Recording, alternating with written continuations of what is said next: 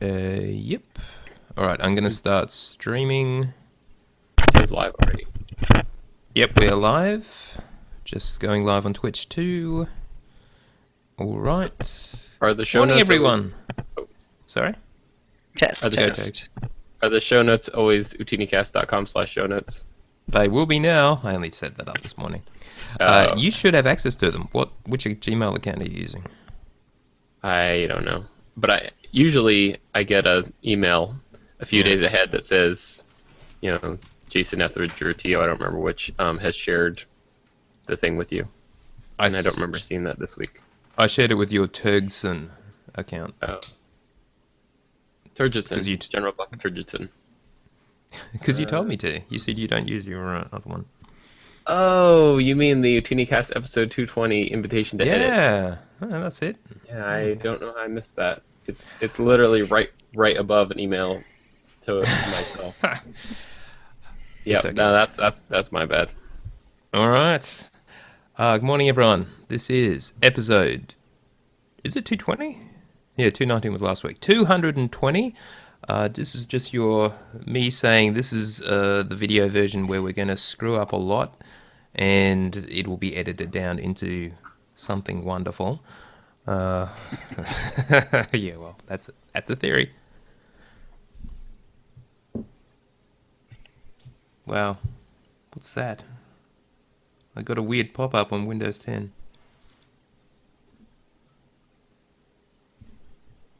I have no idea what that was.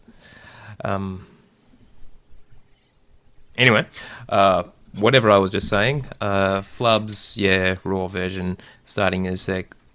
People on the show you've all seen before, and there's Turg who was on last week, and Pez, you'll have heard on the War Room a few times, and Chill, of course. Yeah. Oh, sweet Billy Elliot tweet. Yes. That's just washed out back there. You can't see the trees or anything, so I'm just gonna close it. All right. Okay. People have to take my word for it that I'm not at home. All right. So this is going to be a short show. Yeah. There's probably a bunch of stuff I'll end up skipping. I do want to get to the Sarlacc Digest because we want to talk about 3 different things: rank PvP population over time.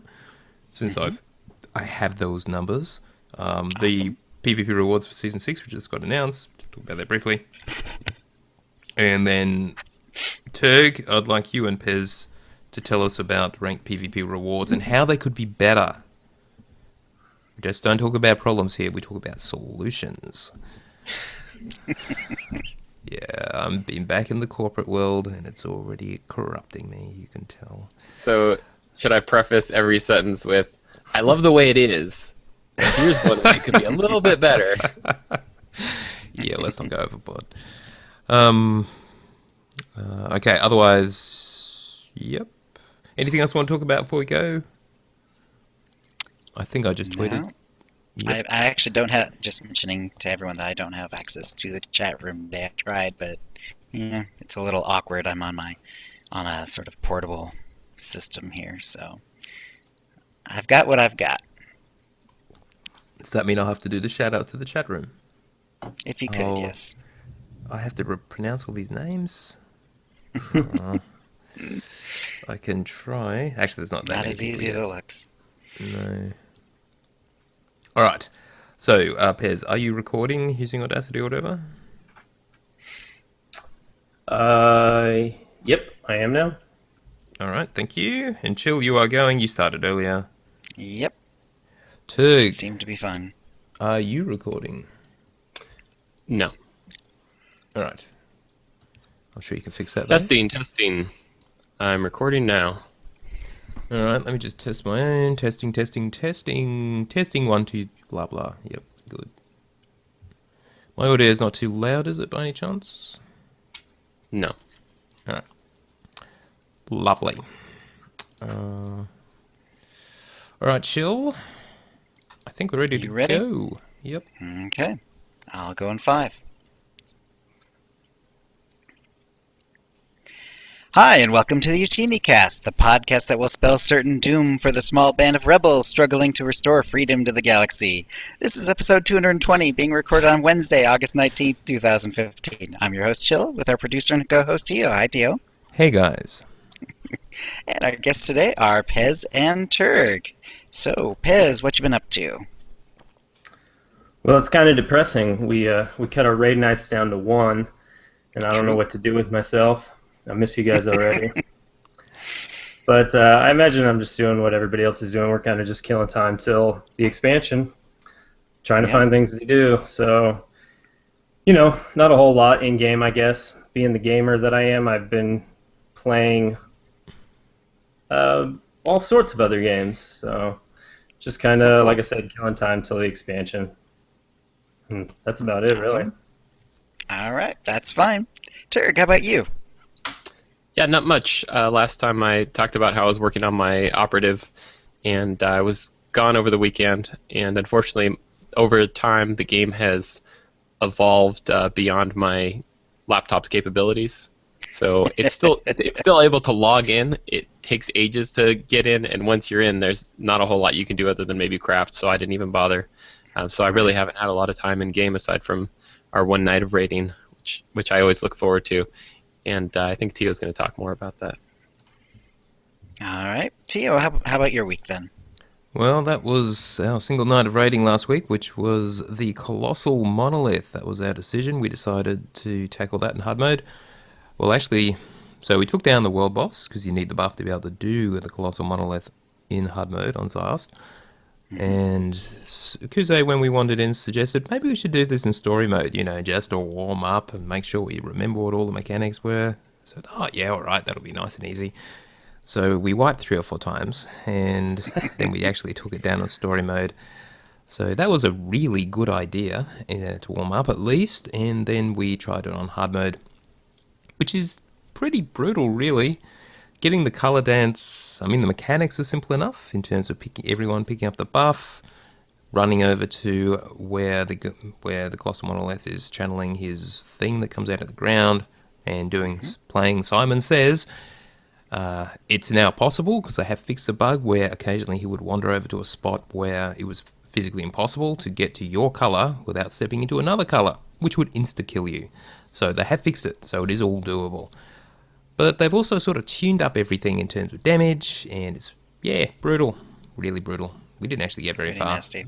But, we gave it a pretty solid effort, and I suspect you really do have to work for your 204 main hands now, so, which is probably the way it should be.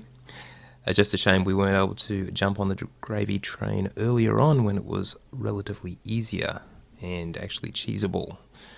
No cheese this time. So, this week, a lot of people are out, including Chill being somewhere in the wilderness.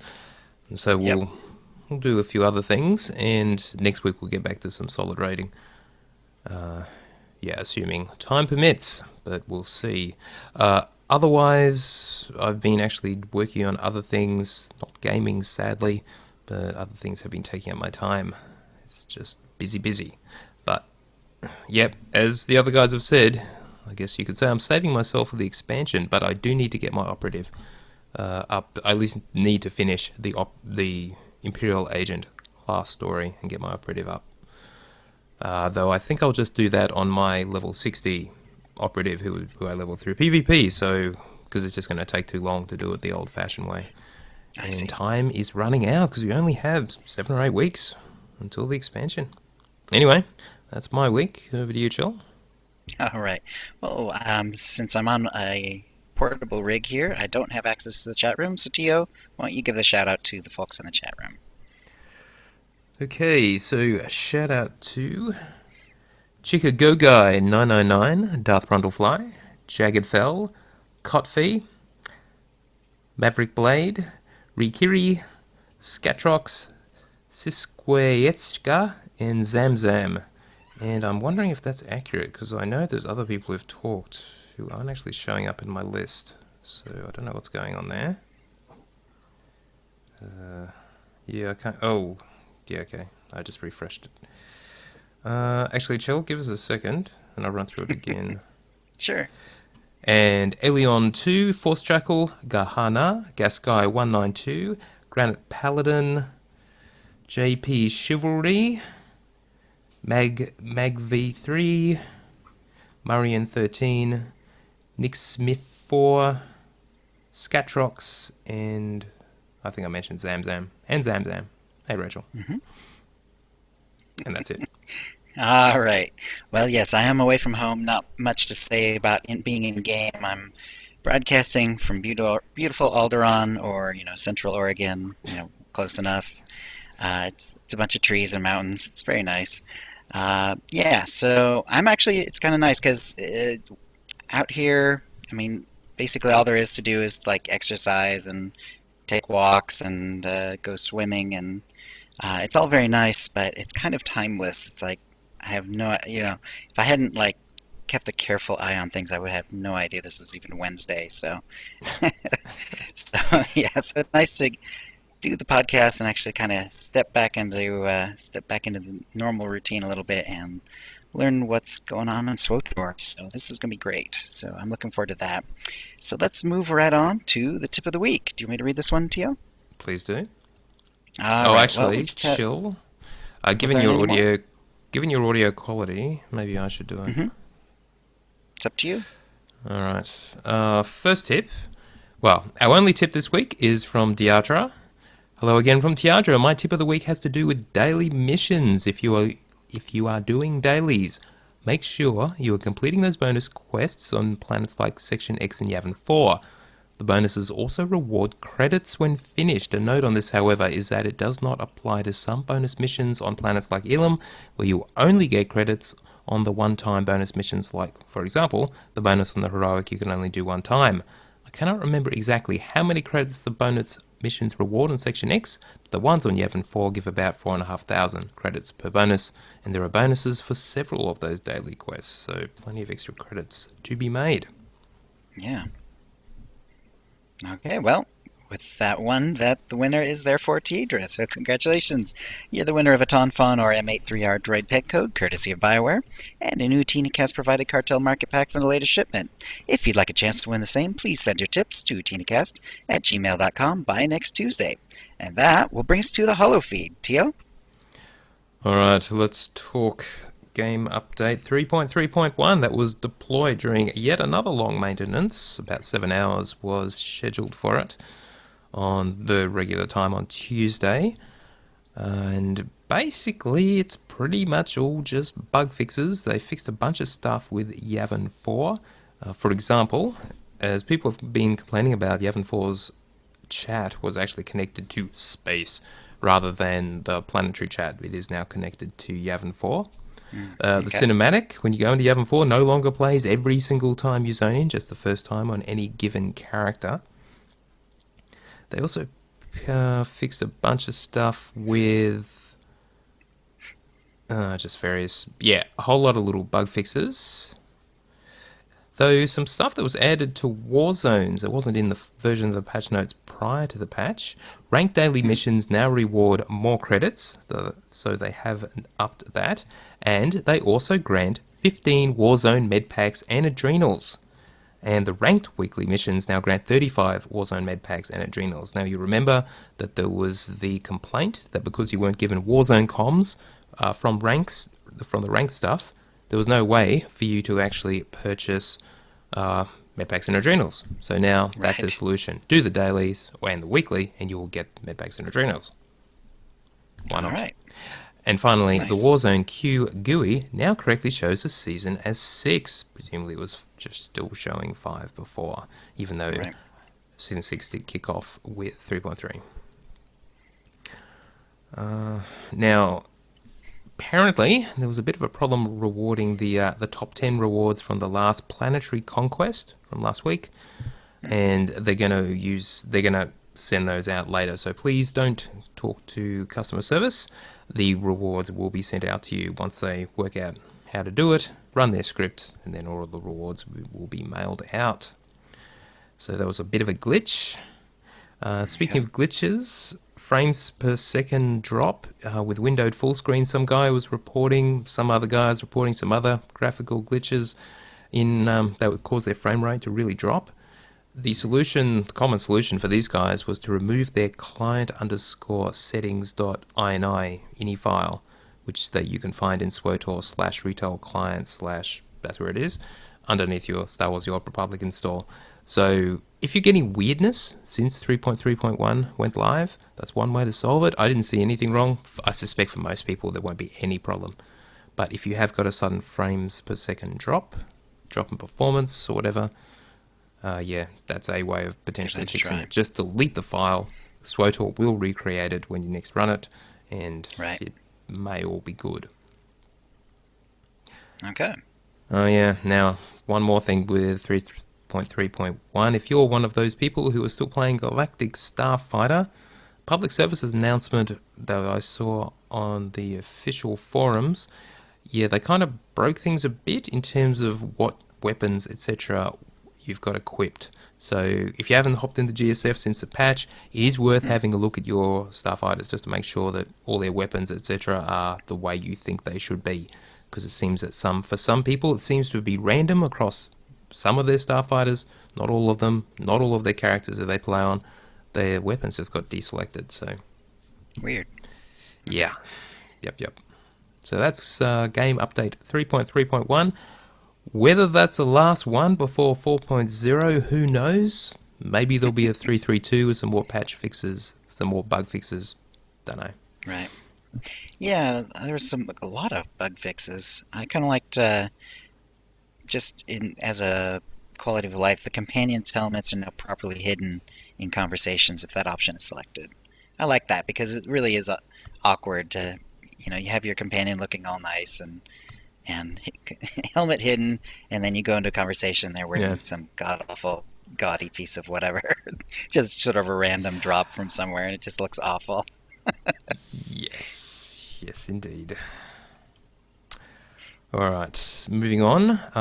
Now, you recall that there was that problem with the exclusive Nexu mount from the Season 5 Gold Tier rewards wasn't so exclusive because they sent it out to people who did really well in unranked PvP, as it turned out, not just ranked PvP. So what they've done, they said they would provide a new, truly, absolutely, this time, exclusive item, and that has been granted, I believe. So what they did was they sent them another Nexu, but this one's got... how did they describe it? It shares the same model as the gold tier mount, the one that they sent out with 3.3, but with a new traditional colorization pattern. There you go. Okay. So it should be sent out in your mailbox. It's called Garada's Special Pet Nexu. There you go. Alright, now, the Season 6 rewards have been announced, but we'll talk about them in our Sarlacc Digest discussion. Moving on. On the cartel market right now, as of 3.3.1, you can purchase the Zakul Knight armor set for a cool 1,440 cartel coins. Now, the set deliberately does not include braces, presumably because the gloves would cover them, so they're kind of redundant. And it makes you look like a Zakul Knight from Knights of the Fallen Empire.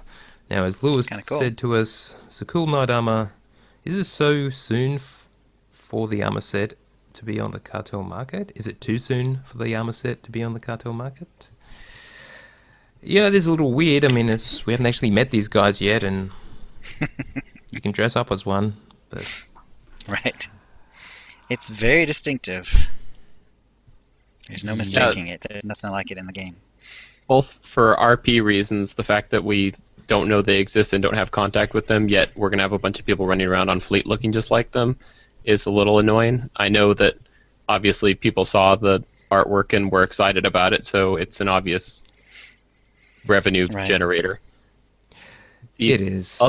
I mean, the other thing, what I sort of would have liked to see is, we saw the Eternal Emperor ask us to join him it would be cool if in the quest line that was a way that you get that armor, was to, like, if you align with him, you get this cool set of armor, and it's sort of like a unique thing for your decision.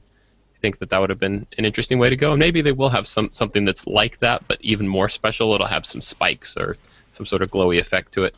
Right.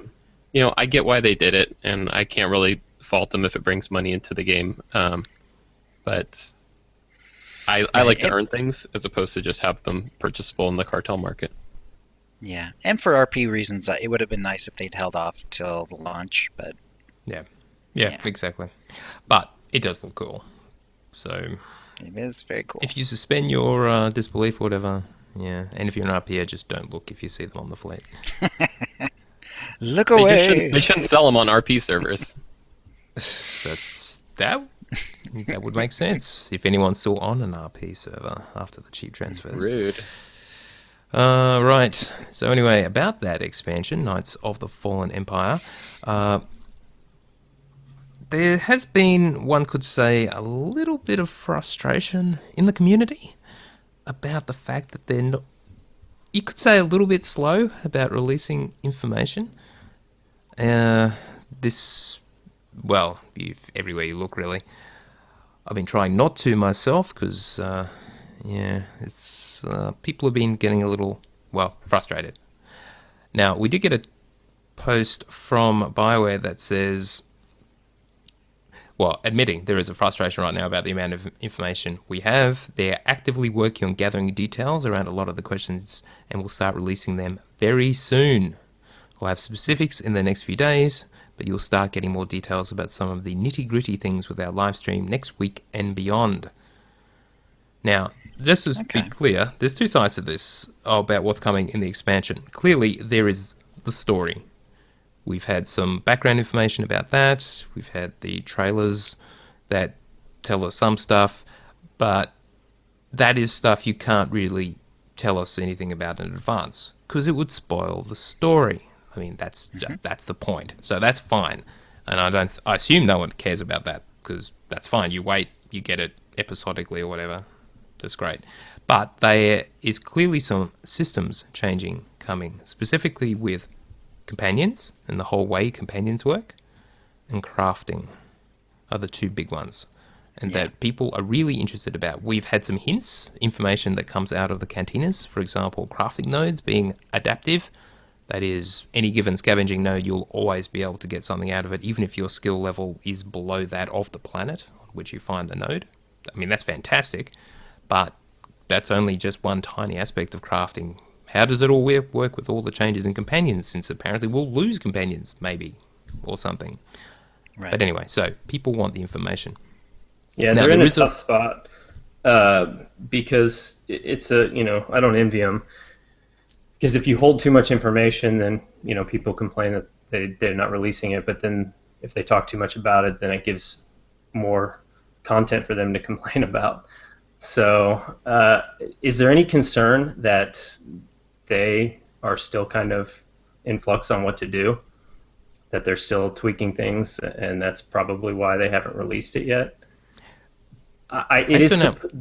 They're surprisingly vague with this. Like, normally when you get an expansion that comes out, they release a lot more specifics, especially with the world changing and not being able to go back to old planets.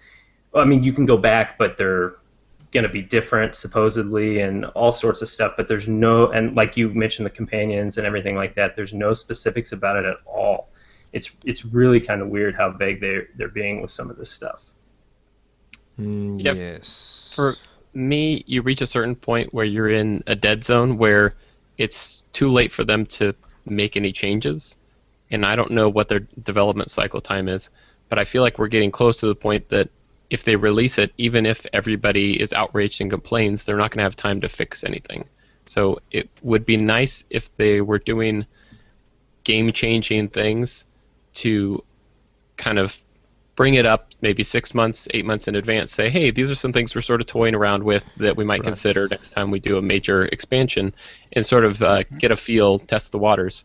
At this point, I am on board with everybody else as far as I want to know what's happening with companions, because I don't know whether or not to waste money on affection right now.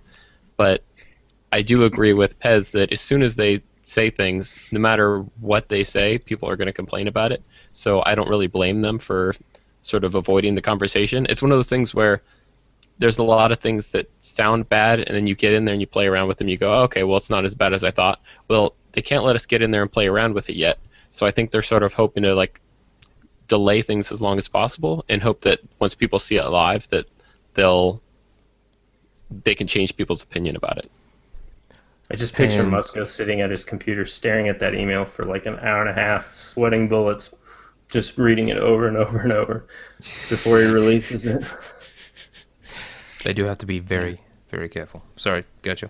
This live stream is going to be interesting to see how much they're able to release at that point. I'm hoping that at least all the basic questions that we've been asking will get answered at that point. All right, so let's just remind people of that. This is next Wednesday, US time. I don't believe they've given us an exact time of day, but it is supposed to be later in the day Pacific time. So that is when they're planning it. Roughly, most likely when we usually record this show. So my tentative plan, assuming I'm not at the hospital, anyway, is that we'll watch the live stream live, and we may even stream while we do it, and then do the regular show straight afterwards with it all fresh in our minds. And Eric has said that he will be posting some follow-up in the thread with some key things that they will cover during the stream straight afterwards. And all the streams will be live stream will be archived, so you will be able to watch it at any time, as I always do with their Twitch streams. Oh, good. So, as Joel said, obviously we're going to have some reasonably big reveals there. They've said they're going to play through one of the chapters, so we'll see a lot of gameplay at least. Who knows? And they'll hopefully be answering questions as well. Now, I found an interesting article about Battlefront. This is the new Star Wars Battlefront coming out, has no campaign because the data suggests gamers won't play it. And it was it just struck me as well. Someone else being another EA property being driven by the data, the metrics that they gather from the players. So no solo campaign mode because no one plays it, and that's fine. And Peter Moore was the guy who was talking. I think he's a VP of the label under which the game is Star Wars The Old Republic falls for sure, BioWare. He said, using the Old Republic as an example, Moore explained how data can shift during the development of a game. He pointed to the change from subscription-based to free-to-play, in the case of the Old Republic, as indicative of how data can affect the way a game is designed, played, and marketed. And he actually said, between when a dev team starts work on a game and when it finishes, the world becomes a different place. I remember when we started work on Star Wars The Old Republic, at the time the model to go for was subscription. But by the time they had the game ready, the model to go for wasn't subscription. That's why they had to stop the game, rebuild it as a free-to-play title with microtransactions, and even then there were some people who said they wanted to keep the subscriptions. Anyway, it's just an example of the world shifts in terms of game development time, and it's hard to adapt, particularly with a long development cycle. What SWTOR seems to be doing is far more iterative development. We've seen this before in previous betas that we were able to get into, where they really are working right up to the last minute, tuning things, getting the systems right. Though at this stage, as Turk pointed out, a couple of months out, most things are pretty much set in stone, and they are just tuning. And as soon as they put a blog post out, the chances are they are not going to change anything, really, in response to player feedback. So it really is too late. They put a blog post out, they've thought it through. That's what they're going to do. They could change it, but it's really unlikely. I think it's super ironic that you have two EA developers both working within the Star Wars universe that have come to completely opposite conclusions about what people want. This got a slow clap from me. This was great. We had Snave suggested we should do a segment on MMO video game marketing. Seems to be a hot topic at the moment. And in fact we will. I'm planning a special show for some time in the next few weeks, which we'll be doing. That will be Chill, myself, and a special guest. So that's upcoming. That'll be fun. Yeah. And honestly, we ourselves, what do we know about marketing video games? I guess we're just from a consumer point of view. But there was another article that this was on Reddit, pointed out by Bistro413, that was from DICE, the guys who were developing Battlefront. And they talked about their own marketing and how limited they were in what they could say. And the reasoning actually does apply to SWTOR. And I'll link to the article, of course, but the summary that he gives was, and it is worth reading the full article, it's not that long really. This is for marketing a game. The first impression of a feature is the impression that most people will keep. It has to be right when you finally reveal the feature. So there's that, and as Bistro points out, just say the data miners are sort of leaking this stuff all over the place. What do you do then?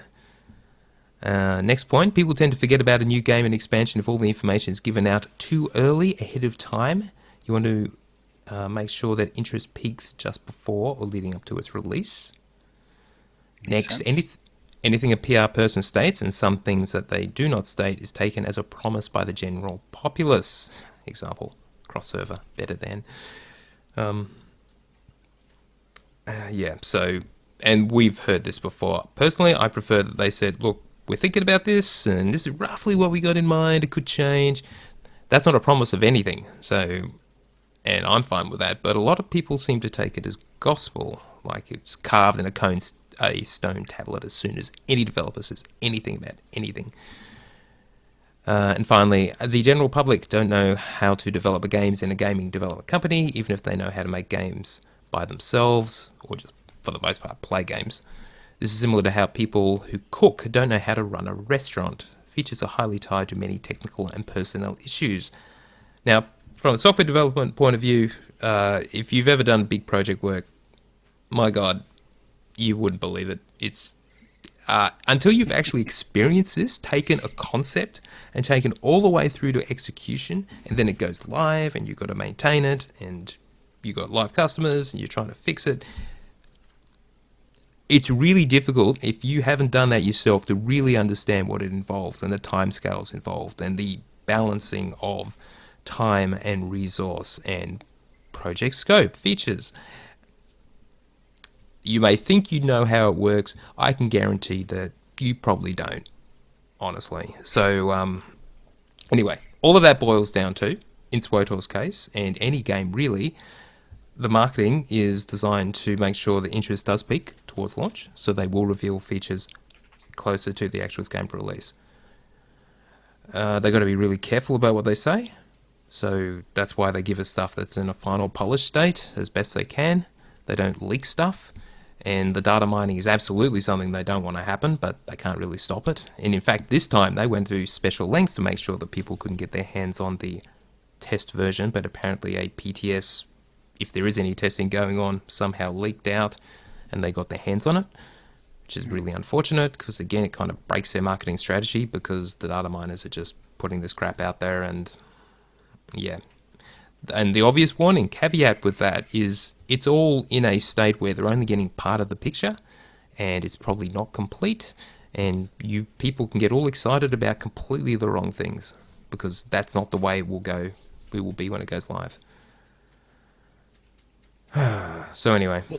So, can you explain exactly how the data miners are getting the information? So, when you pull up the client, you have to log into your account before you're allowed to download any new patches, whether it's the live server or the PTS server.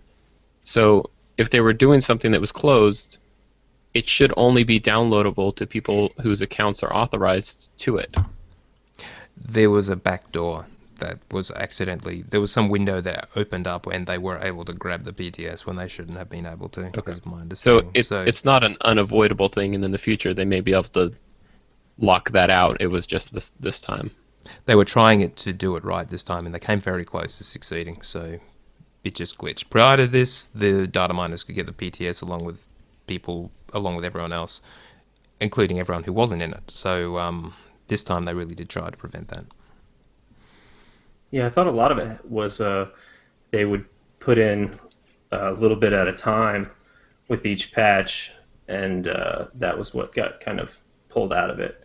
Just to make the end expansion smaller, they put in pieces at a time, and those pieces are what get discovered, I thought.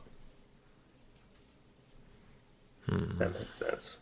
I mean, I Yeah. thought I did think that that was how it worked. I thought at least with WoW, possibly. I know that in the past, either in this game or with WoW, I remember that leading up to the expansion, even though there was no new content in the game at that time, I was having these large patches, and then when the actual expansion launched, the patch wasn't as large as you would expect.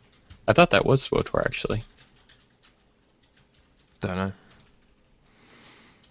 Anyway, Things like the assets and the planets and stuff, they could put in early. Yeah, that's where we got the planet names and stuff, right? The new ones. didn't they reveal that somewhere else? Don't know. Maybe. Anyway, the point is that yes, it's frustrating not to have the information. Yes, it seems they're slow at releasing it, but there is a marketing strategy here, and yes, the information will ramp up the closer we get to release. It's just the way they're choosing to do it. In a Blizzard game, for example, it's somewhat different. For example, data mining has been embraced. It wasn't initially. We talked about that before. And they have a open PTS or PTR where people can get on and actually try stuff.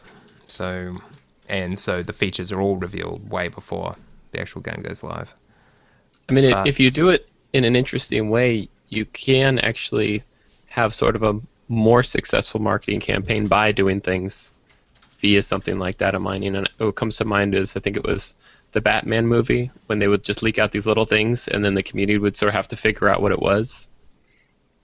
Am I thinking of the right thing? I know there's been games, and I thought there was a movie that did it, that just started leaking out things, and people had to figure out how to do it. And they did try that with that one thing that they put up on Twitter, but they kind of botched it. Is feed people things through sort of like secret means, and let people like the data miners figure it out and release it to sort of tease things out. And I think you can sort of get a more organic hype for your game rather than spending a bunch of money on marketing and ads and banners and stuff. Yeah, that's true. wasn't that for Shadow Realms? They tried that. Yeah. Yeah, it was an interesting idea.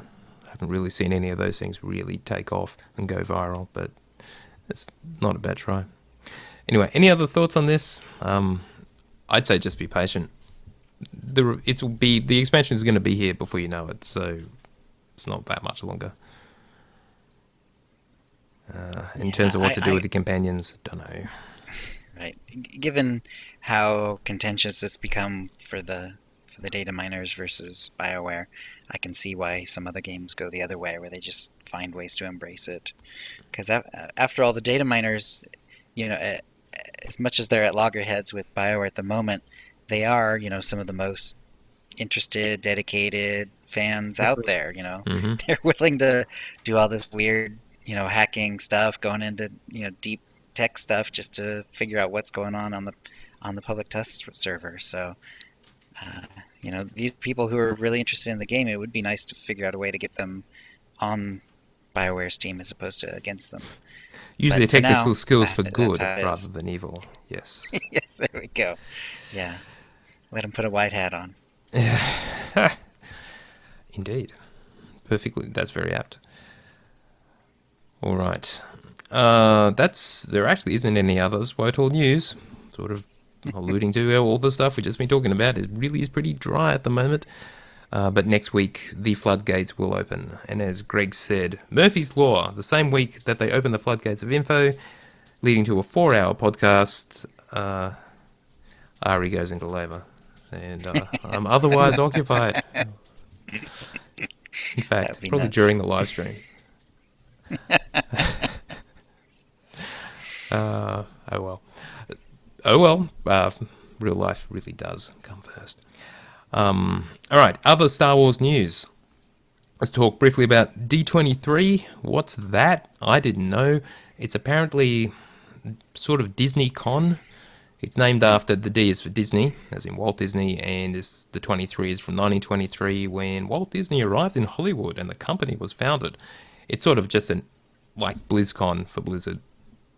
D23, that's what it is. So they released a bunch of stuff associated with Disney properties, which now, of course, includes Star Wars, and so we have a reason to actually be interested in it, for those of you who weren't otherwise Mickey Mouse fans or whatever. And we got a bit of stuff. We got a D23 exclusive poster for The Force Awakens, showing the cast and Han Solo looking very grey-haired, and it's kind of cool. They also announced Star Wars Land coming to Disneyland. They've got some concept art. Apparently work's going to start in about 2018. There's going to be on the east and west coast of the US at Disneyland. And what did they say? They're in Hollywood Studios in Orlando, Florida, as well as Disneyland in Anaheim. So that's where they'll be. There'll be two of them. Each Star Wars land will be about 40 acres. The land will be themed as a whole new planet we've never seen before in Star Wars movies, described as a gateway planet and a remote frontier town, one of the last stops before wild space. Will be full of places and characters both familiar and not so familiar. The whole world. Rishi? They're talking about Rishi? Maybe. That would be cool, Will be actually. inhabited by aliens, humanoids, and droids. So actually, they'll have all these guys just wandering around. I've actually never seen any of these Disney-themed worlds, so I'm sure others are more familiar with the style, but it seems it's going to be completely authentic. So it will be as if you are inside Star Wars. So on a Star Wars world. Right. I like the part where there's not going to be any other cast members, any non-Star Wars. In other words, you won't see Mickey walking around, or Pluto, or Snow White walking around. Only Star Wars characters will be in that area. But that's a good idea. I thought they were more talking about there won't be any cast members from the movies, so it will just be as if it was just a world in Star Wars, not something that sort of happened as part of the movies. So you can actually go into the Star Wars universe for real, and it will be absolutely authentic. I mean, I really hope that what Chill's saying is also correct, because Also correct, yeah. I don't really need Mickey running around with a lightsaber. That's fine in the normal part of the park, but if they're going to have a Star Wars area, it'd be cool if it was completely authentic. That'd be nice. Yeah. It's a real life Ranker paddock. Yeah, because that is something that's sort of ironic about Star Wars is in the movies they're very careful about not really making any references to real world Earth or anything like that, and yet this is of course the most heavily merchandised movie series of all time. So yes, it is. Inside the movies, there's absolutely no product placement or references to Earth or anything like that, and then of course outside the movies, Star Wars is on everything and anything. So so I hope they do. I hope I'm reading that right, or they're going to do that anyway. That they keep the Star Wars folks inside the Star Wars area, and because there's so many characters that you can throw costumes on it. You don't have to have Beauty and the Beast in there too. Yeah, I agree. If they start in 2018, who knows how long it'll actually take to build it. Apparently they built the Harry Potter immersive experience, which is supposed to be pretty amazing in only a couple of years. So I want to see that, but I haven't yet. Mm-hmm. Yeah. Problem is then it's another 5 to 10 years before you can even get in and see it without the lines being outrageous. That's probably true as well. Yep. And a couple other things you're going to have. You'll be able to get some blue milk. Yay. As per A New Hope. And the Millennium Falcon Secret Mission attraction will give you the ability to take the controls of the Millennium Falcon on a customized secret mission. Wow, cool. And also a New Era battle. Make an epic Star Wars adventure that puts you right in the middle of a climactic battle between the First Order, the sort of Empire replacement in the new movie, and the Resistance, presumably, who used to be the Rebellion. Mm-hmm. It tells us the world of the land will be set in a post-Return of the Jedi timeline. which would kind of make sense, Yep. given that's it's all happening now, and that's where it will be going forward. So yeah, Star Wars Land. How cool is that? All right, a bit of other non-SWTOR news in the Star Wars universe. Closer to home though, KOTOR, Knights of the Old Republic, is apparently, there is a rumor, it is getting a remake.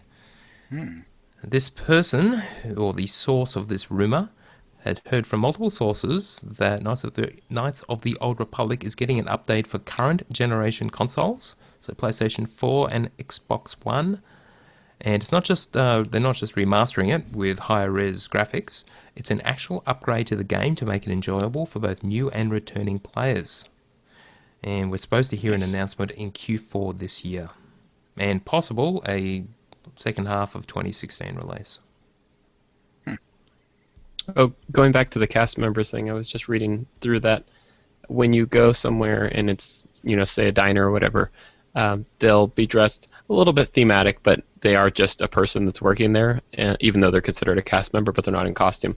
It sounds like that won't be the case. So even if you go somewhere to eat, or even like a gift shop within there, you'll be, served by somebody that is an alien, or at least some human that is supposed to be from the universe. So that is really cool. That is cool. Agreed. All right, now let's do some community news next. OotiniCast, Episode 0, Utini Inception. The video we've been talking about, which was our $100 Patreon milestone goal, is done. Ari has put the final touches on it, and it is in the hands of all patrons, actually. Anyone who has signed up to contribute any amount to us, go to OotiniCast.com/Patreon or patreon.com/OotiniCast. Sign up and you will have access to that video. It's about 40 or 50 minutes long. I can't remember exactly. Yeah, we got some really positive comments. Let's see. We had a particularly nice comment from Descartes. Video provided the best mental image ever, which was Tio with Yoda ears. Now that's a stretch goal. You'd have to watch the bit at the end to understand that one. And the video took him back to August 2013 when he first discovered us and binged on our entire archive while he was on a course in Missouri. Don't remember how he heard about the cast, maybe just random Google searches for SWTOR resources or a link off another blog. And he said we're 100% right about our positivity. And we did make a point of that was just been something that's been true about OotiniCast ever since its inception. Yeah. So I should note that if you think we have gone a little negative of late, I guess we don't really think of it like that. We're just being constructive and realistic and pragmatic, which is also something that we do. Yeah. We're just calling it as we see it. But obviously, we still love the game. We're still playing the game. And I'm expecting great things in Knights of the Fallen Empire. Yeah, I'm missing the game right now. That's a good sign. Yeah. And thanks also to everyone else who's left some nice comments about it. And thanks to Ari for her superb job in putting together our It was rambling. a lot of work. Yes. Yes. For a gal late in pregnancy, that was amazing. Yes. Yeah, well, even more amazing. It would have been amazing no matter what. So she did, yeah. And whenever you see it, you'll see she did a wonderful job editing it. We will be making that available to everyone eventually. I haven't decided on a particular time frame for that, but for now it is exclusive. But eventually it will be available for free to all. All right, next, Fiona from the Jar Jar Joyride has given us the latest update for them. And she says, this week on the Jar Jar Joyride, we missed Ivalon, but we had 6 guildies running Nightmare Karaga's Palace, with 2 guildie cheerleaders in Mumble Chat. Sibanida, that's Nathan, and Megan. Dekion, Fiona, Dread, Ghana, Kuze, and Trev muck their way through in true Jar Jar style, with lost connections and music probes and silly regen animations and emotes along the way. It's pretty much typical rating. Many achievements were awarded, many decos dropped, and the run was super fun. Thanks to Tio, that's me, for giving us their very own room in Mumble.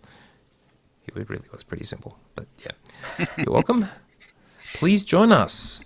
This is from Fiona. We're changing our timing a bit and turning Thursday nights into a kind of Jar Jar Joyride open house because an 11 p.m. start time is a rough go on a school night for East Coast USers and people from Chicago.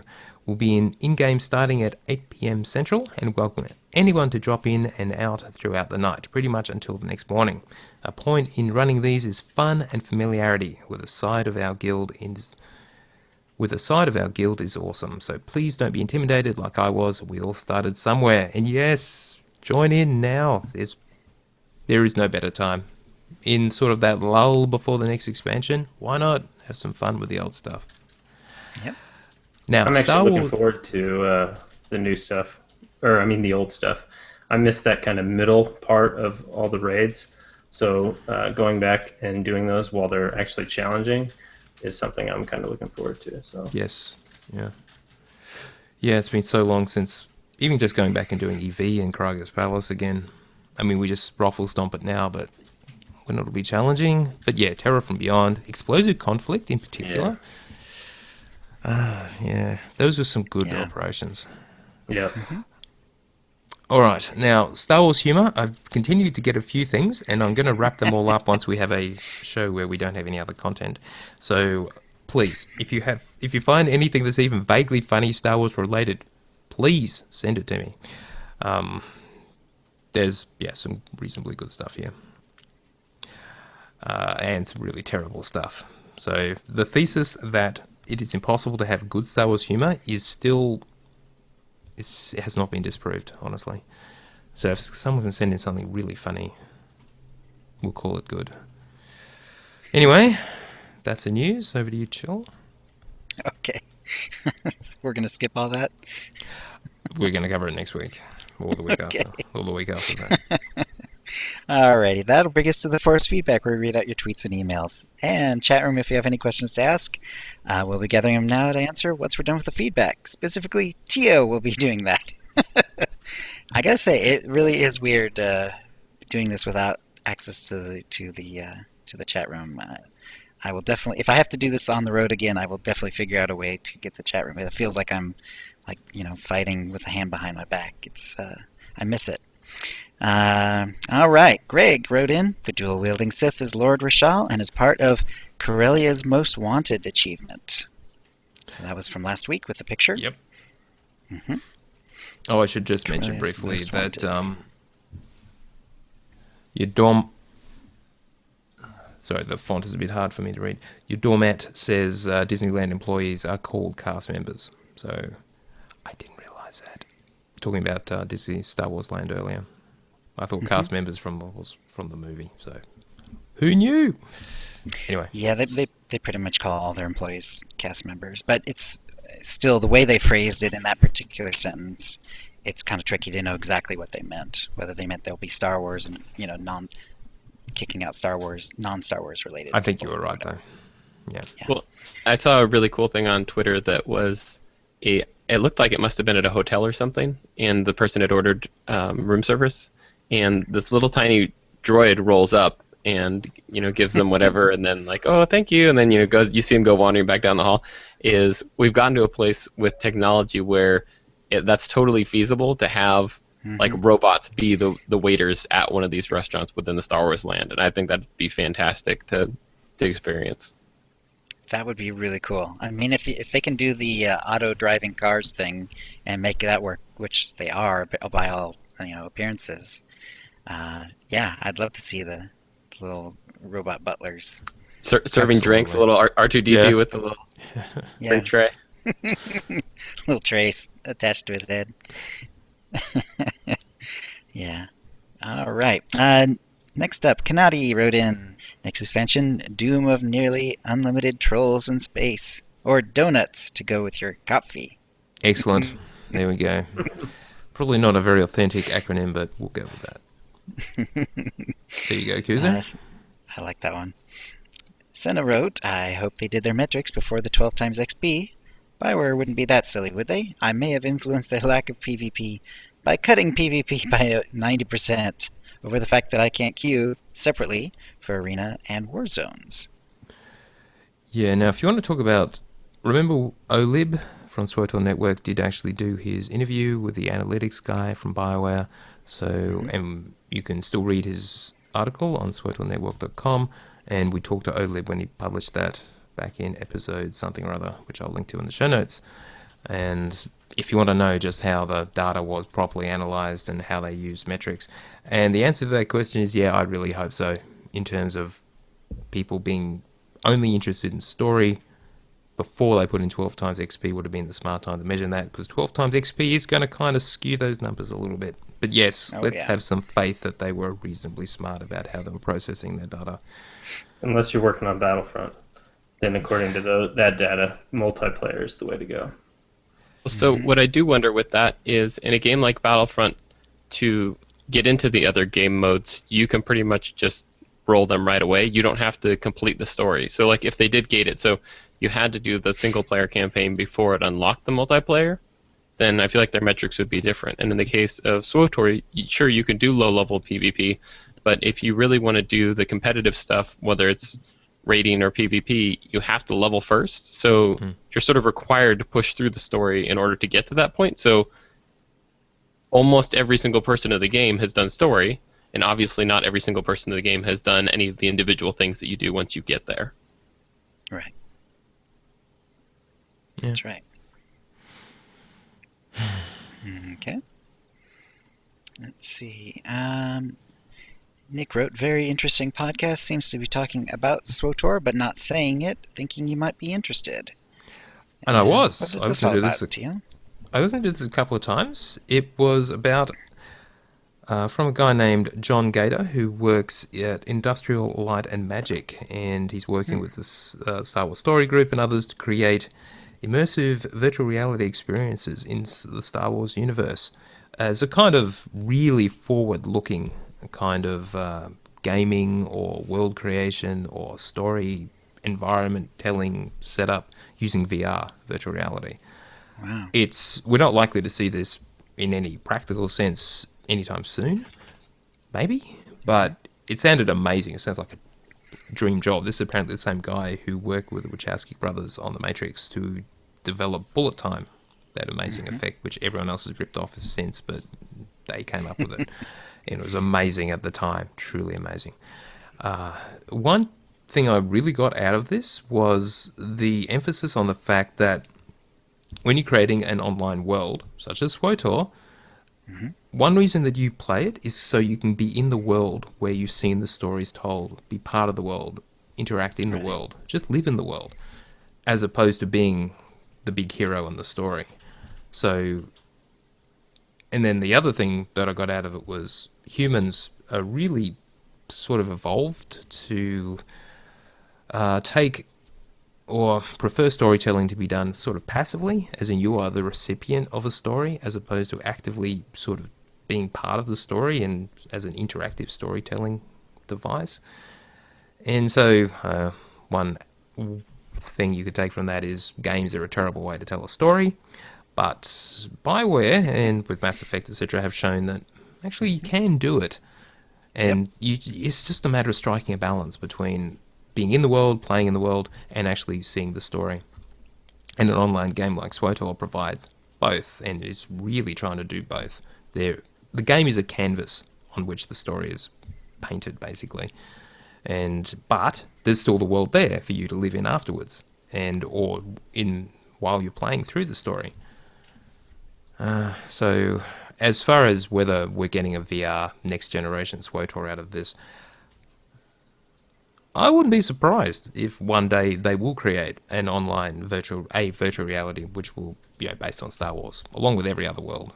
If you've read Ready Player One, you'll know exactly how that goes.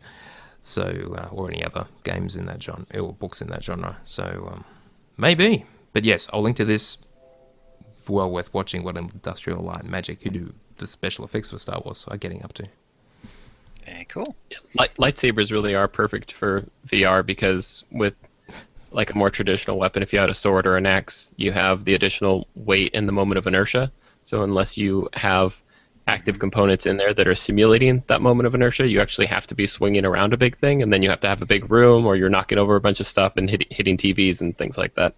So a lightsaber is a really simple, elegant way to implement VR. Indeed. Indeed. That's right. An elegant weapon for a more enlightened age. All right. Java Doggy wrote, I totally screwed that up. Due to my midday gaming time nowadays, I've been finishing, let's see, Misalliance Planet? I guess he means miscellaneous? Finishing miscellaneous planet achievements. That makes sense.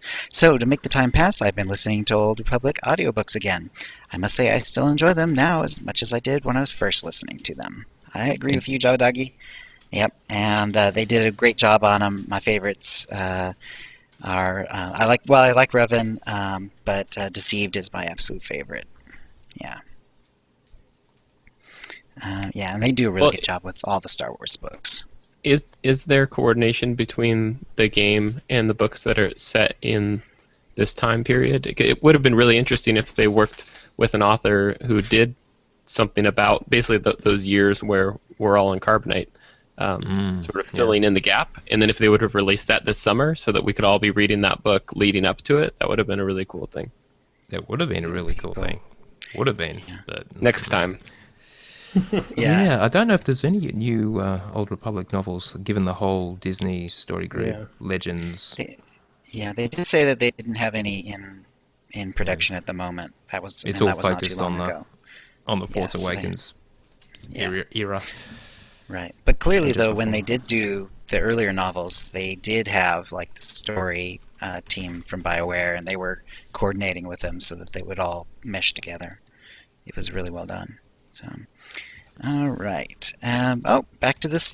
Back to this issue. Someone asked, "Where's the halfway point to 60?" On your show a couple of episodes ago. Let's see. Here's the XLS I've had for a while, which breaks it down. And the answer is 76% of the way from level 50 to level 51. Now, we actually talked about this on the last show, but it got cut because, let's just say, Turg was a little skeptical about the XP numbers that were shown because there were some kind of weird jumps. So what JB did was break it down for every level, how much XP you got per level, and worked out the totals as you got towards 60, and then what percentage at each level you were in terms of XP gained. And that's how we worked it out, that it was 76% from level 50 to level 51 is the halfway point in terms of XP earned.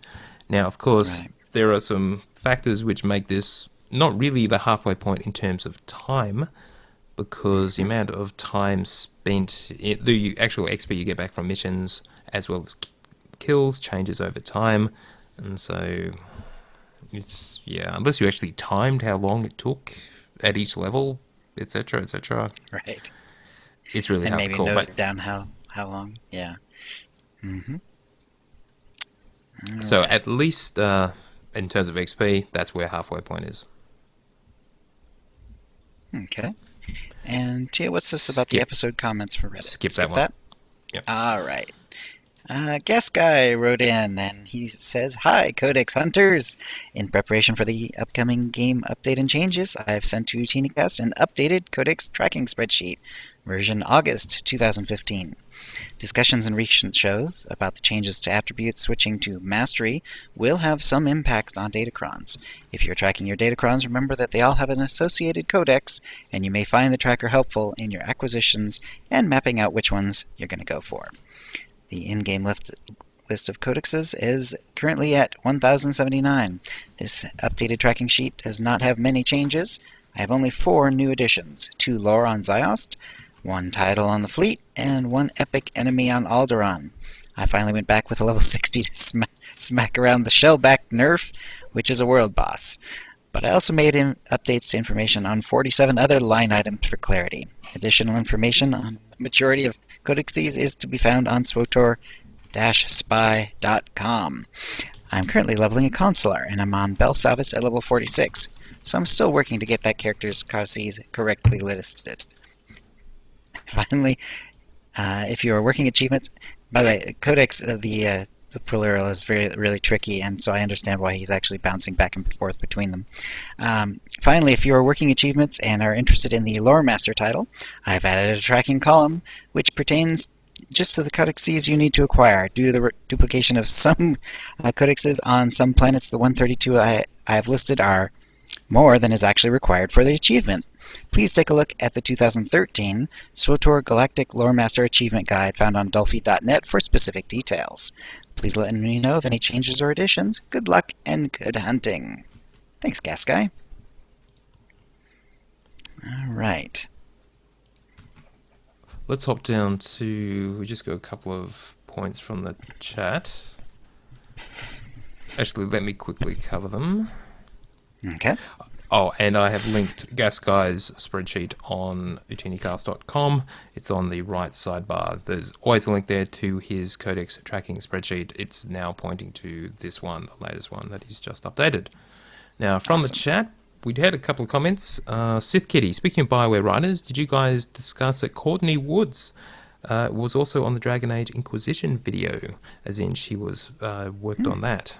She said it's interesting that Courtney, as part of the writing team at BioWare, is working on more than just the one game. Interesting. Yeah, it is interesting, and I suspect they are spreading the writers around because it's just the nature of the beast in terms of writing. They can't just keep writing on the one game because the game, there'll be a period where they need people to do writing, and then there's a lot of other development happens, at which point they spread around and work on other franchises. So it's just, it would be pretty much as expected. Yeah, I miss her on the, as Darth Brundlefly said, miss Courtney being on the community team as well, though she really has found her calling as a writer based on what we've seen. And Barbed Wire Jones says, well, what are each of you guys' favourite planets? So speaking for myself, I think I've said this, we've answered this a long time ago, but it's Alderaan. I still prefer Alderaan just in terms of its look. In terms of, if I was going to live anywhere, it would be Alderaan. In this era, long before it got blown up. Right. What about you, John? Alderaan's great. I still think Coruscant is pretty amazing. And it's also a fun planet to level through. And despite the fact that I've done it so much, I'm actually still pretty happy to go back there again and again. So that tells you something. Yeah. But there's lots of other good ones. Yeah. Pez, how about you? Do you have a favorite leveling planet, or just a favorite planet in general for any reason? Well, Alderaan's obviously the one that would probably be most feasible to live on, but Belsavis was actually my favorite. I just like how it has everything. Like, you could be walking in grass and then you move over into snow and it's got those big walls.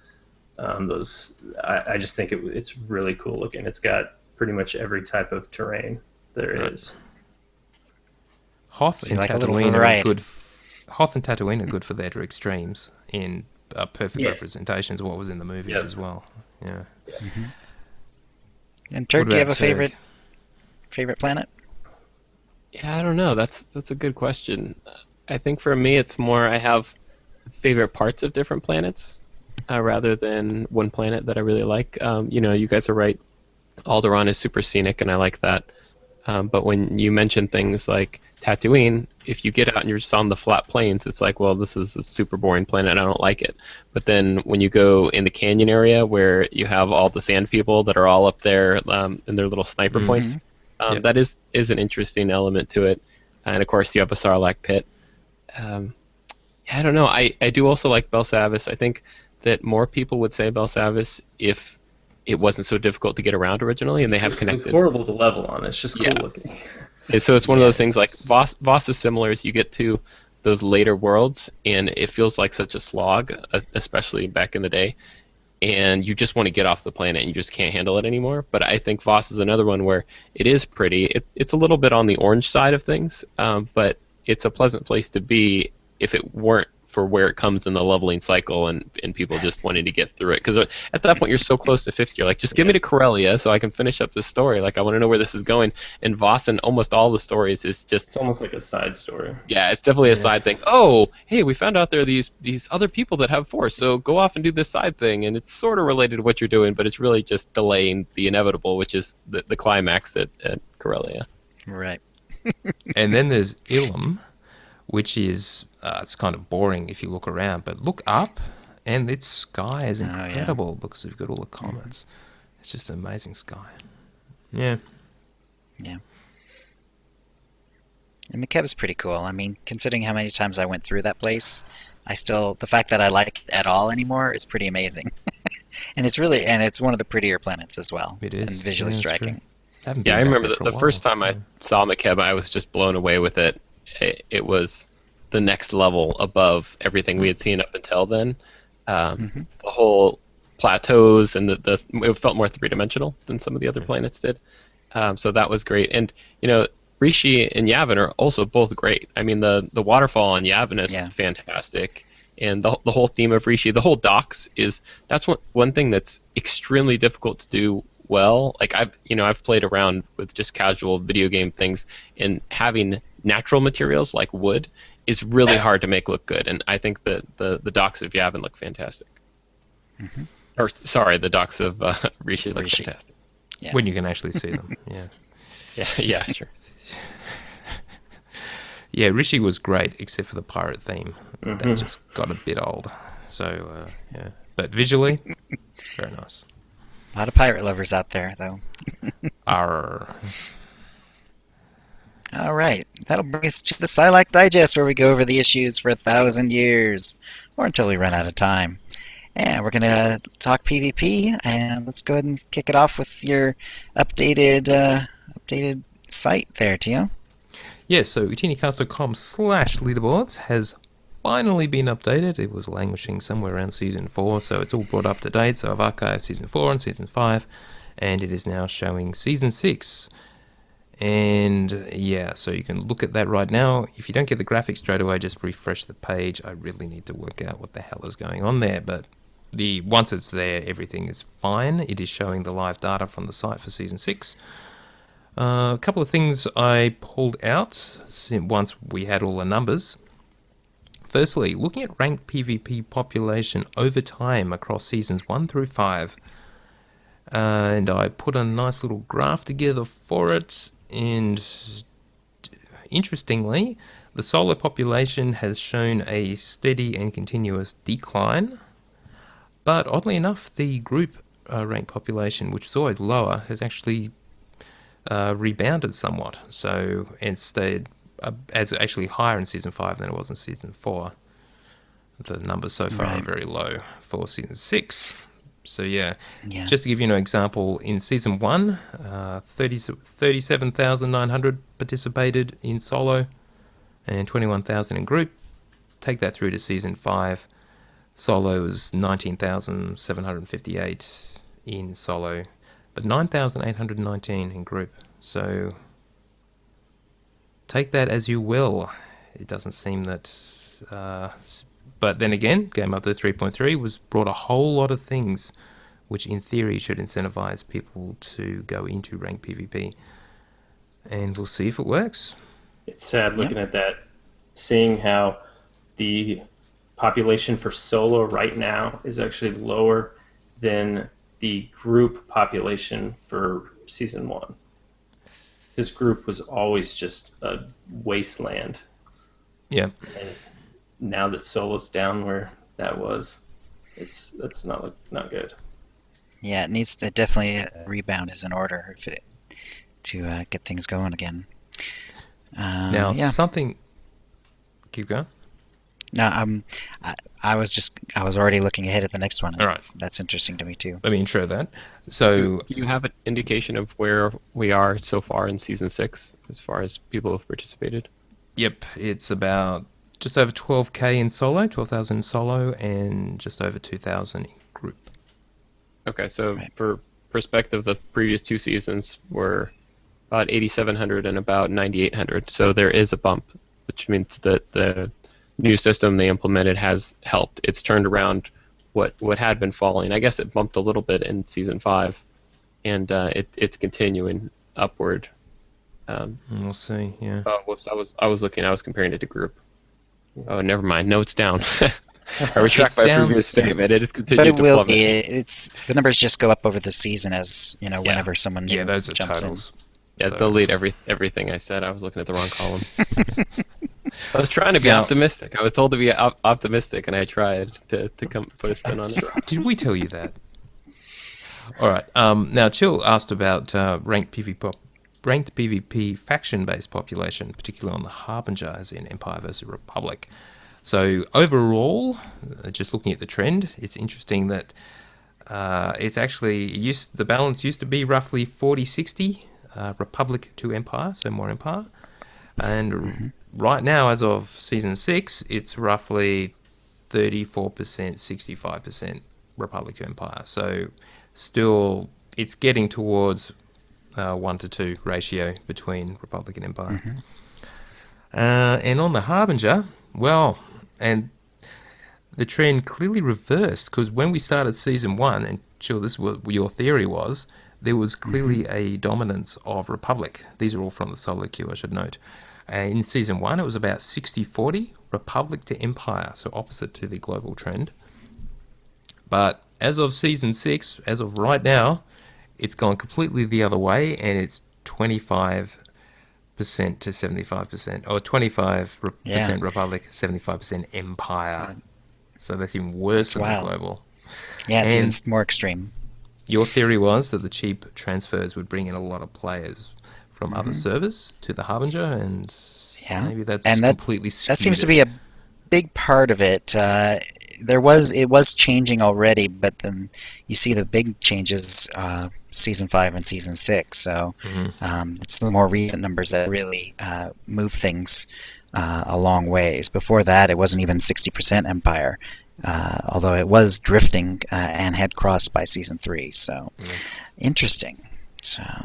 So if you want a PvP on the Harbinger, Empire side may be the place to be, unless you want to get raffle stomped.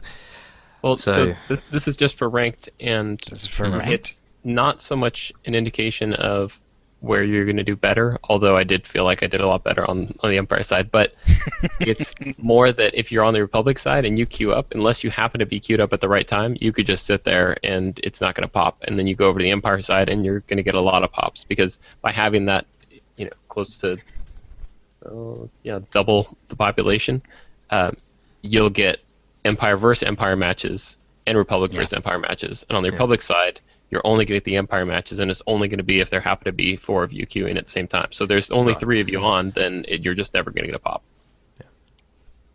Yeah, good point. All right, let's just quickly talk about the ranked PvP rewards for Season 6. It just got announced today. The Predacious reward. Predacious, as in predatory. I think we talked about that previously, so it is a real word. So they've announced the tiers for bronze, silver, and gold. It's actually the same as Season 5. 1,000 to 1,350 for bronze, 1,350 to 1,600 for silver, and above 1,600 for gold. If you're under 1,000, you get nothing. They announced how many tokens you get of the new Season 6 specific tokens. 5,400 for bronze, 26,000 for silver, 113,000 for gold. And if you're in the top 96, you get 144,400 Season 6 tokens. Wow. So I have a you also couple get the... questions. Yep, go. When does Season 6 end? With 4.0, Yeah. Okay, so we still have a while then. a couple of months, yep. Well, 7 weeks, I think. I had seen this post, but they haven't showed pictures of what the weapons are going to look like yet, or have they? And I missed it. They have not. Okay, because that's a big thing for me. Is I looked at it and on there the weapon set, or have they showed what the mount looks like? No. No idea what the mount is, actually. Yeah, I mean, to get me in there and doing it, I really don't care for the decos. I already have, a few of the bronze ones that I haven't done anything with. Right. The black silver striated, that's been around for a while. So it's really the weapons and the mount. So unless I see that that's something that I actually care about, then there's going to be people who do it regardless because they do it for the competition, and I am all for that. But as somebody who's sort of on the fence, that would really push me into it. The other thing I'm wondering is, it was frustrating last season. I think it was last season they made the changes where if you do solo, you actually don't get the crystal that you would get if you were doing grouped for the same rank. But in this case, it looks like regardless of whether you're doing solo or the group, you're still going to get the same amount of points. The other thing I wonder is with the token system, if I did both group and solo, I get double the number of tokens. Is that right? Or can you only get bronze once? No, that would be right. Okay. So as long as you don't put together a terrible team, it's worth it for you guys to just do your matches and try and stay above 1,000, and you'll effectively double your amount of tokens. I mean, in that case, even if you stay in bronze, you're going to be looking at close to 11,000 tokens, and that puts you... you're still a little over half the way to the silver. the weapons. I think they're onto you. Yeah. You'll also be getting them from the actual matches as well. Yeah, right. That's true. You can always grind your way there. But Turg, in Season 6, there is also a brand new tier exclusive item, the Battle Flag of Recognition, that can be used to place a hollow flag over a fallen enemy in either appreciation of the honorable fight or recognition of the user's supreme skill. And that's just a direct quote from the post. It can be earned in bronze, silver, or gold. Great way to stand out in the battlefield. Now, it sounds like that mission on Rishi. You get it about halfway through where you have to go and kill certain NPCs and then plant the flag in their corpse. I do wonder if it only works if you've got your foe's corpse, just before they release, whether you can actually, just better be quick then. Click on them, do the plant the trophy, plant the flag, and then, I suspect you don't actually need their body for it to work. I don't know, but is this enough, Turg and Pez, to make you do ranked? It's an interesting idea. In war zones, right? Is that the idea? I got the impression it'll work anyway. But it's mainly for PvP, right? So the idea is that you're placing a banner at the but there is no real corpse, and after they release, no. To me, it's basically the same as right now. You can emote, and people will do emotes where they spit on your corpse or whatever else to mock you and troll. And behavior. This is a more visual way of doing it, rather than something having to see the text up top say that. You'll have a giant glowing banner that says, "Hey, I just owned this guy." So, I think that people are gonna like it. It's never really been my thing to. You shouldn't have to place it. Yeah, to rub it in people's faces and stuff. But I think that there are going to be people, especially if you go to open world and you have big group open world and you guys are just like, yeah, we're owning, boom, boom, boom, all these banners popping up. I can see people using this for sure. Yeah, well, okay, it could be cool. All right, maybe. Okay, now, finally, Turg wrote us something of a screed where he had some opinions expressed. Turg, do you just want to talk through in whatever modern form or your current thinking on this is? Yeah, I mean, I guess I can start by saying that on a regular basis I send long ranty emails to Tio to read on the show, and a lot of times I think it gets to the point where he's just like, all right, we'll just have you on and we'll let you release your hot air and then you can go about business. So if you want to be on the show, just rant to Tio to the point that he doesn't want to hear it anymore and he'll bring you on the show. That could work. So I had sent him a similar email a while back about PvE and how I don't feel incentivized in PvE to play as much as I used to when it comes to gearing up my characters for raids. Is in the past, it was almost religiously every week we made sure to get our weekly flashpoints done because that was how we get our ultimate comms, and that's how we fill out whether it's our offhand or maybe we're going to pick up some implants. And they sort of went away from that, and now the comm gear is so terrible that I'd rather have the story mode level raid gear than have the higher level token gear or the higher level comm gear. So I am complaining equally for PvE and PvP. We just happen to be talking about PvP today, and similarly in PvP, I've noticed that in other games, so we've mentioned Heroes of the Storm before, is they have a completely different model for how they incentivize your play, and I feel that that one motivates me to log in more regularly. So especially with the changes to how they do the ranked weekly and daily in SWOTOR, you guys had talked about a few weeks ago a complaint that the reward wasn't even worth picking up. And your sort of take on it was, well, you don't really want it to be, you don't want people doing it for the weekly because then people are doing it for the wrong reasons. And that was what sort of triggered this whole rant. And basically where I was going with it was, I totally understand if you're talking about the normal Warzone weekly because you get credit for wins or losses. So if you had that for the ranked, you could have people just going in and just throwing the match, trying to get as many quick losses as they can in order to get some tokens. But with both the daily and the weekly for ranked, you get 0 credit for a loss. You only get credit for winning.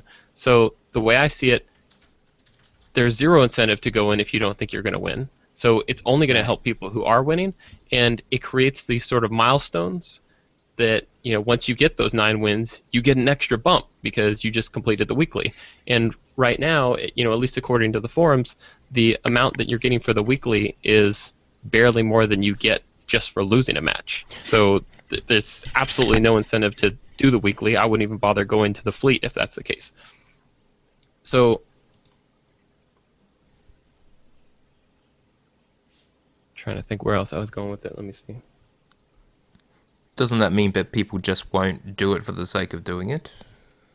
Oh, well, so the other thing is, if you make the daily and the weekly essentially irrelevant, it just means people are going to log in whenever they're going to log in. So what I suspect happens right now, and you might be able to tell this from the metrics that you have, of can you tell when it is that people are playing? Because I suspect that when the season first launches, you have a big influx of people, and at the very end of season, you have a big influx of people.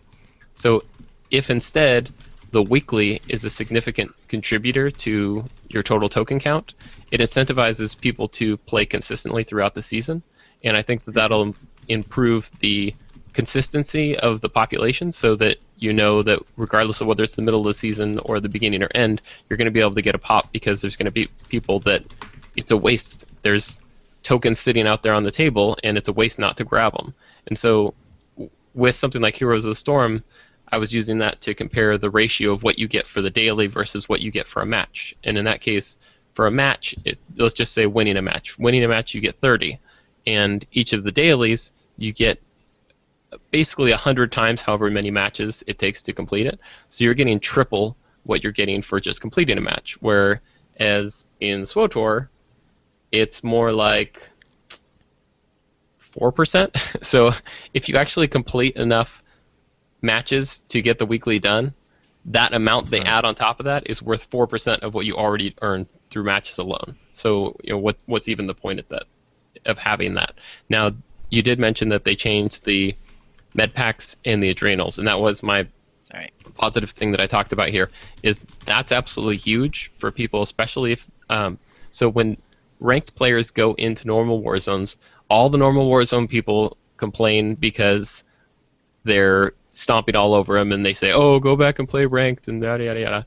Well, they have to do the normal war zones because that's how they get their med packs and adrenals. So I think it's an excellent change to put in a way to be self-sufficient with med packs and adrenals. Even at 35, you know, you blow through those really quick because you have up to 3 rounds, and each round you should be using each one of those. So you're using basically 3 per match. So you know, 35 is only going to get you through 10 matches, and it takes 9 matches to get the weekly. So you have to have pretty much a perfect record to even, you know, meet that. So if you're only winning 50-50, you're still in a losing battle there. But I think a lot of people who do ranked also enjoy doing some normals, you know, grouping up with a team, and it's something that's sort of more relaxing and a different mode of play. So, you know, again, it's one of those things I'm not saying that SWTOR is a terrible game, and I'm not trying to be super negative.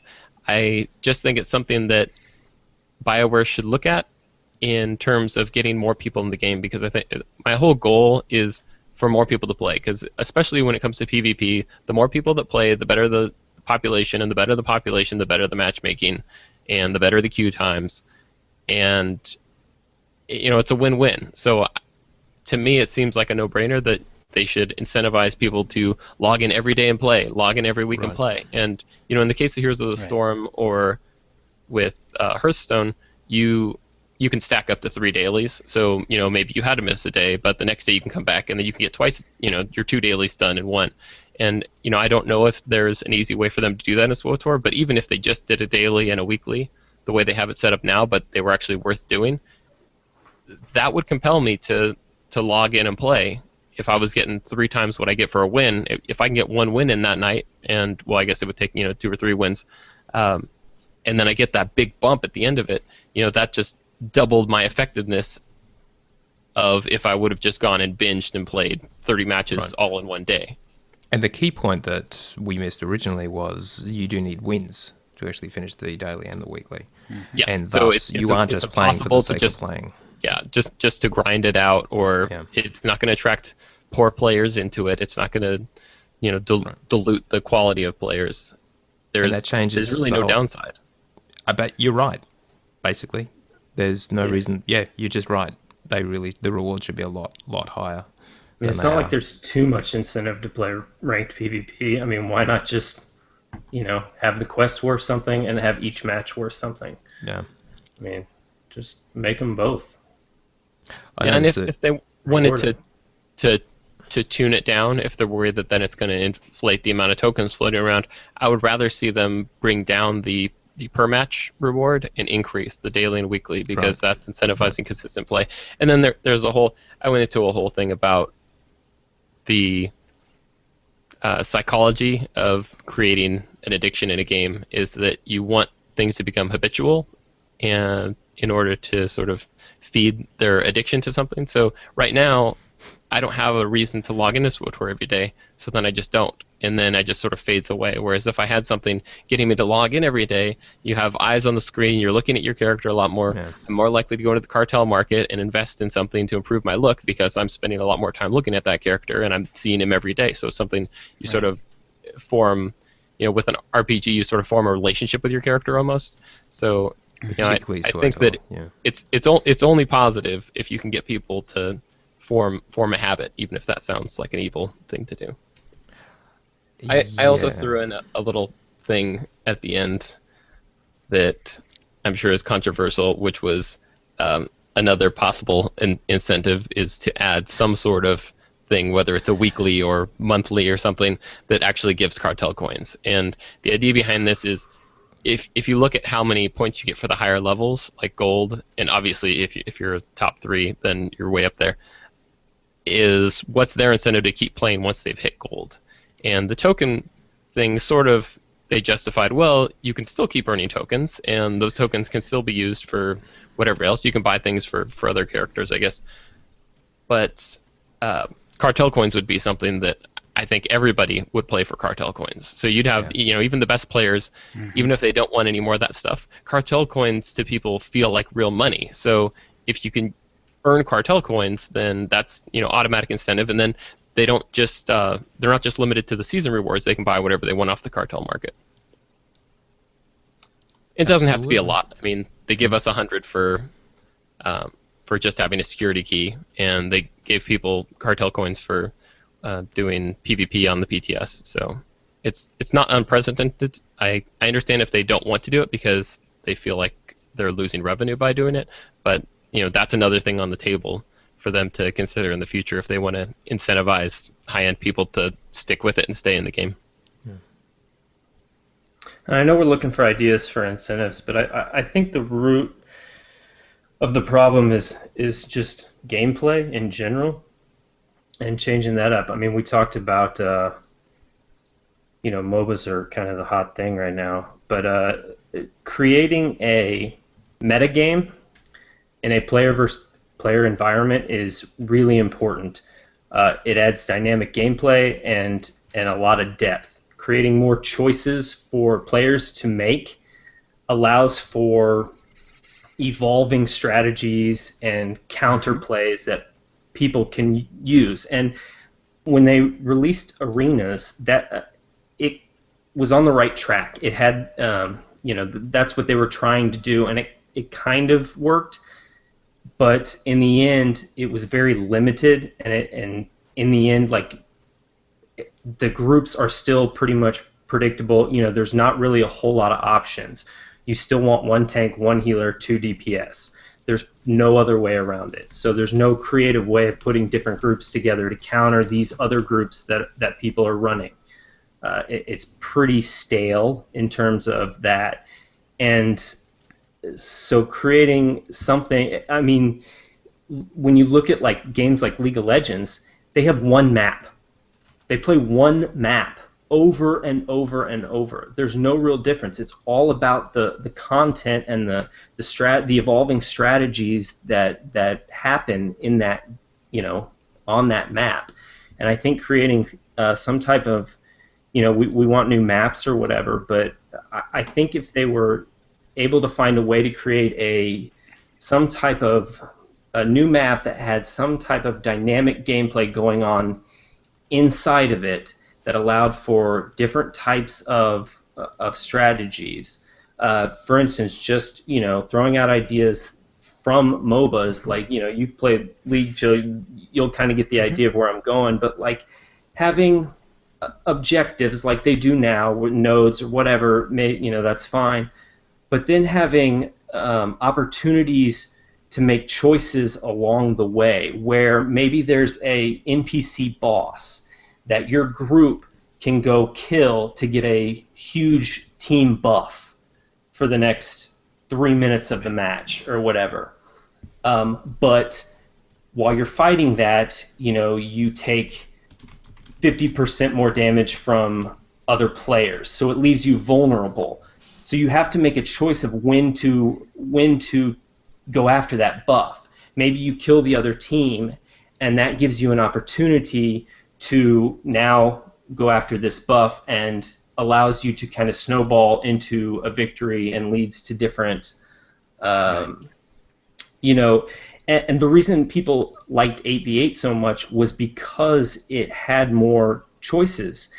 There was a lot of discussion about group composition and what groups worked best on each maps. If you remember, they changed that respec change where you can't respec in war zones. That change came about mainly from a problem in ranked PvP, and I mean like maps like Void Star where teams would just spec into healers and tanks and nobody would ever get past the first door. But that creating a map that has different objectives on it, that your team has to work together and make different choices throughout the match that's going to give you little advantages here and there, creates so much more dynamic gameplay and choices that you can make, where I think people would have, it would create an evolving strategy. So, somebody would come up with a group that works really well on the map, and maybe now everybody starts running it, and then other people create new groups to counter that, and different, like times to do different objectives and certain things like that. And it doesn't have to be big, it doesn't have to be huge. But I know Kusei's talked about like the map with the walkers and stuff, and being in the Star Wars universe, you have a lot of opportunity to create something pretty cool in terms of a map like that. And like I said, it doesn't have to be huge. It could still be 8v8. It could still be, you can bring it down to like 6v6 or something like that, or 5v5, whatever. But just putting different strategic choices in the map would create for a lot better gameplay. And then going even further, just on a wall of crazy, having going back to the MOBAs, when you play ranked, they have a draft mode where you're able to pick a hero, and then the other team picks a hero or two, and that allows for, well, they have this, so let's grab let's grab this guy because this class or whatever counters this other one. And and I know a lot of PvPers have multiple classes, but if they figured out some way where you could queue up for a ranked game and it goes into a draft mode where you have a set of maybe your own classes that you can choose from, like a scrapper scoundrel, a healing, sage, and maybe a DPS guardian or something. Maybe you pick three of the classes that you have available to you, and now when you go into this draft mode, you can pick between those three when you go in. And that allows, again, more choices for you to make where, you can build a team comp around what your opponent has built, and it just creates so much more, strategy that would just, open up so many more doors for different, just choices that players can make. And I think that would be really cool. Yeah, the draft almost becomes its own metagame, really. Absolutely. Yeah, And the games can be won or lost in the draft mode. When I would say, even if they didn't go so far as to do the draft mode, the majority of the games end up being all DPSers, because if somebody is on their tank, they're less likely to get a pop, because they're only getting a pop if there happens to be another tank that's in the queue. Yep. So it's not worth your time to sit there queuing on your tank when you know you could be getting matches on your DPS.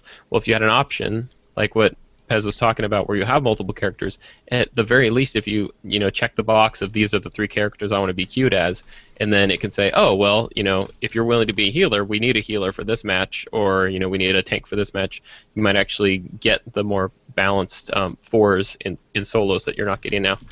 The other thing, when you were bringing up all that stuff, it reminded me of an old email rant that I had sent to Tio, where I wrote up, after I started playing Heroes of the Storm, I wrote up things that I noticed in that game that I think could be, to some extent, incorporated into SWTOR, so sort of lessons to learn.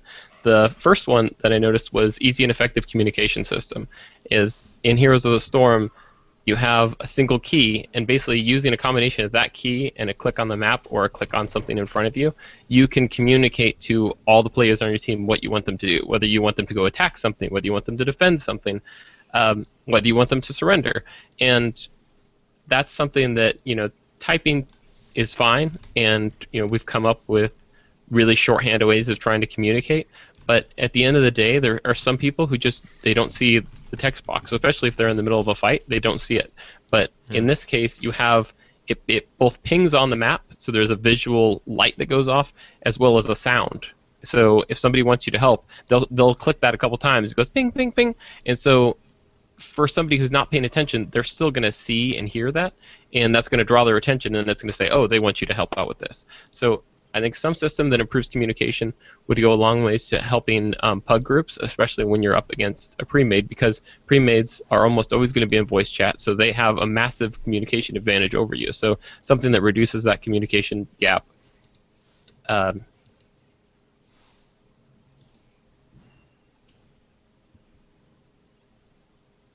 talked about maps, but I won't go into that. We already talked about significant rewards for dailies.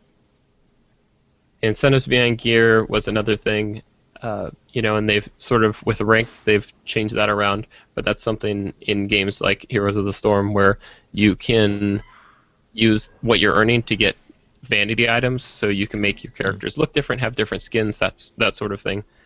Is something like that would be nice, and that sort of gets into the cartel coin option if you go with cartel coins as an incentive for certain things.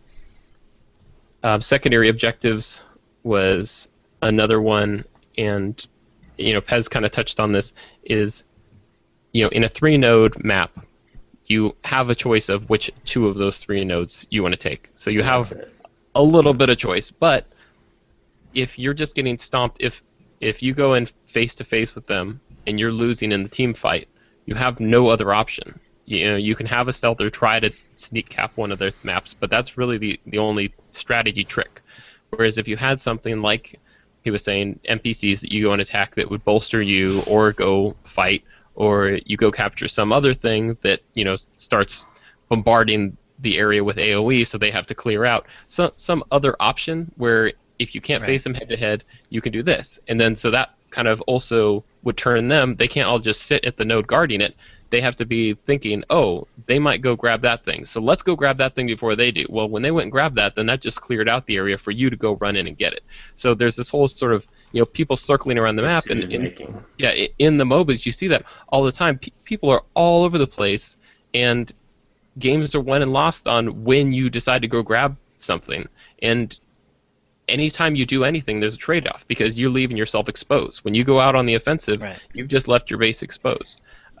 And right now, once you've captured the nodes, you just sit there and guard those nodes. And it's really hard for people to take over the nodes. Really, the only thing you have is a numbers game of, if they send their entire team and you only have half your team, then they're going to win. But the really good teams, what you'll see is they'll have a set of people that are floating between. And if they float back and forth effectively enough and time the gates, they'll always be able to match your numbers whatever node you go to, and it can be incredibly frustrating.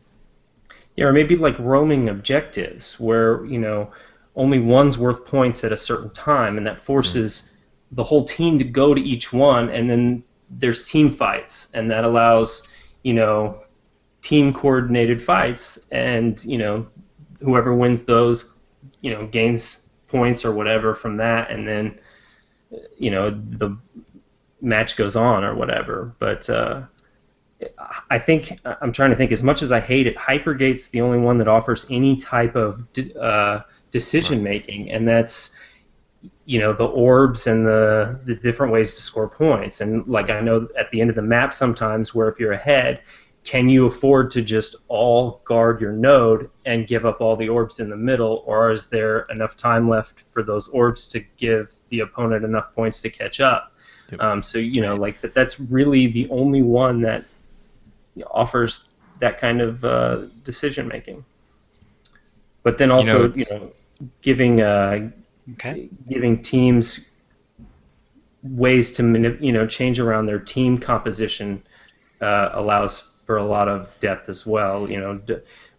More tanks, may work better against certain things or whatever. But just being able to counter your opponents in that way would add more to it as well. It's ironic that this is miles away from deathmatch arenas, which is the only kind of ranked we have. Yeah.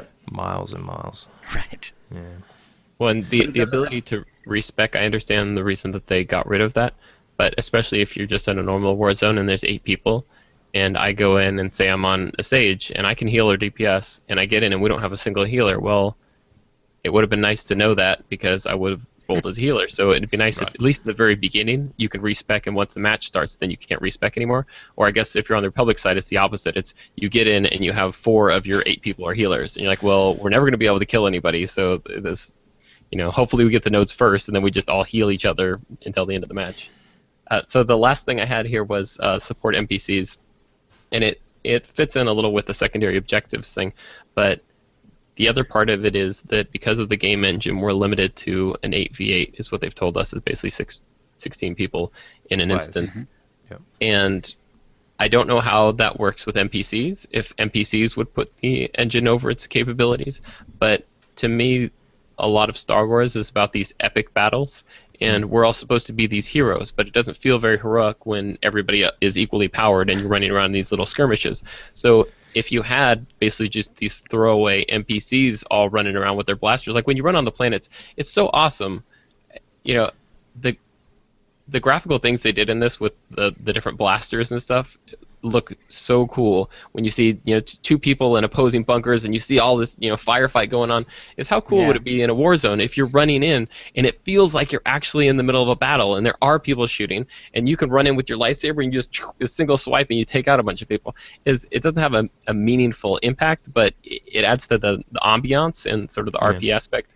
But then if you add, going back to the MOBA thing, is if you leave those NPCs alone, they will make progress. So it's in your best interest to go aid them, clear out the enemy's NPCs, and then you move on, and your NPCs can continue along, and they're pushing towards some sort of objective. So there becomes a whole nother aspect of the game of, should I go help my NPCs, or should I be focused on, going and countering the other team? So you're basically just saying, just make the games more tactically interesting.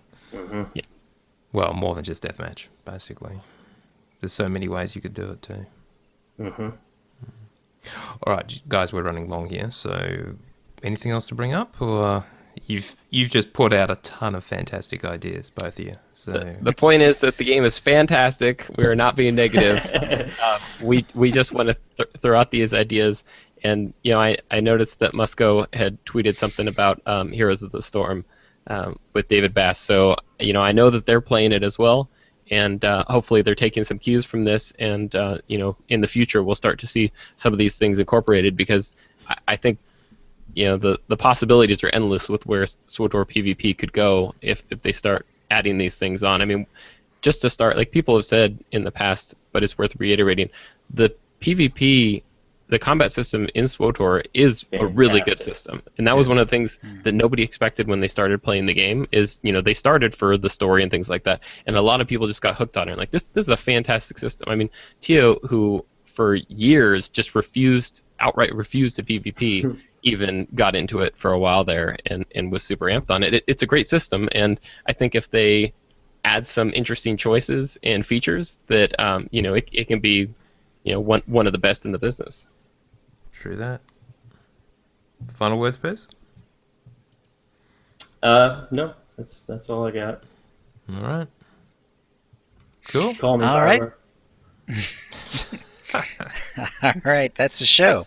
If you'd like to play with us in the Utini Knights Guild on the Republic side of the Harbinger server, or in our Guild on the Empire side, do a /c join Utini to join the Utini channel. Then ask for the quiz that lets us know you're a fan of the show. You can email questions and comments about the show to OotiniCast@gmail.com. Follow us on Twitter using @OotiniCast.